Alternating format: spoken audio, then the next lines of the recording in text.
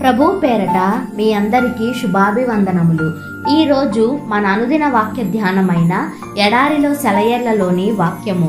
సహాయము చేయుటకు నీకన్నా ఎవరునూ లేరు.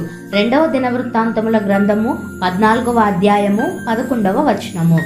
దేవునిదే పూర్తి బాధ్యత అని ఆయనకు గుర్తు చేయండి.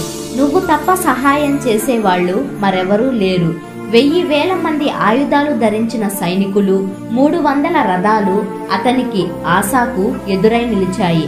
అంత గొప్ప సమూహం ఎదుట తనకై తాను నిలవడం అసాధ్యం. అతనికి సహాయంగా ఇతర సైన్యాలేవీ రాలేదు. అందువల్ల అతనికున్న ఒకే ఒక నిరీక్షణ దేవుడే. నీ జీవితంలో కష్టాలన్నీ ఒక్క పెట్టున కలిసికట్టుగా వచ్చి పడితే చిన్న చిన్న ఇబ్బందుల్ని తొలగించుకోవడానికి ఇతరుల సహాయం తీసుకున్నట్టు ఇప్పుడు కుదరదు.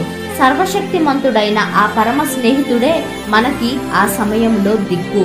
నీకు నీ శత్రువుకు మధ్య దేవుణ్ణి పెట్టు. ఆశా విశ్వాసం ఎలాంటిదంటే జెరహుకు కూషు దేశపు రాజు తనకు మధ్యలో దేవుడు నిలబడినట్టుగా అతనికి అనిపించింది. ఇది యథార్థమే. కూషీయులు యెహోవా భయము చేతను ఆయన సైన్యపు భయము చేతను పారిపోయారు అని రాసి ఉంది.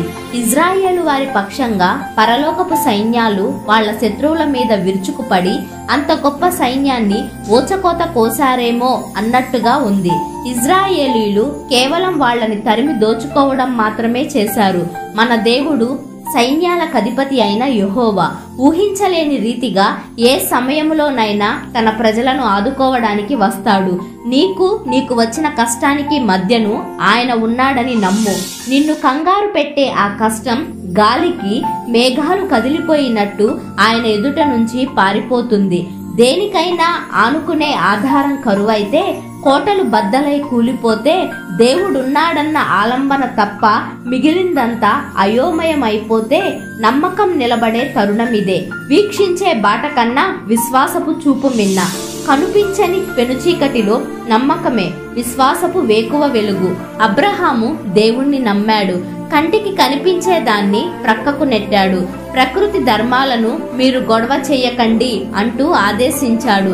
అనుమానాల హృదయాన్ని నోర్మి, శోధన పిశాచి అని గద్దించాడు. అబ్రహాము దేవుని నమ్మాడు.